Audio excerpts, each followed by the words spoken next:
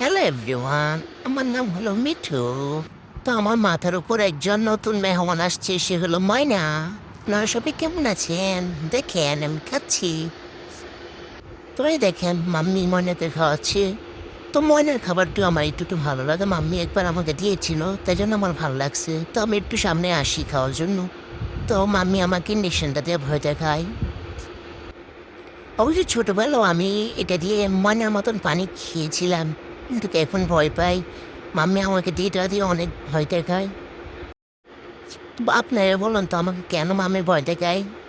আমি তো এত খাই না, আমাকে খাবার দিয়ে রাখে, আমার মন ছেলে খায়, কিন্তু ময়নাকে একটু পর পর মাম্মি খাওয়ায়। ময়না মাথার উপর, আমার মাথার উপর ক্যাচ ক্যাচ ক্যাচ ক্যাচ করে। এজন্য আমার ভালো লাগে না। ময়না একটু পর পর খায় আর ঘুমাই। আমি এটা মনে একটু খাই একটু ঘুমাই, একটু খাই একটু ঘুমাই।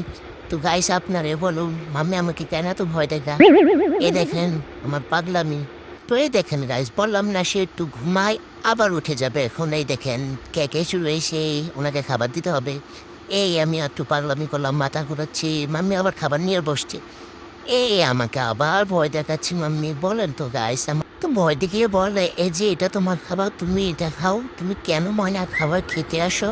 হ্যাঁ বলো তো। তো দেখেন গাইস, ময়না আমার মাথার উপর কিভাবে ক্যাচ ক্যাচ করে, তার জন্য আমি একটু ঘুমাইতেও পারি না।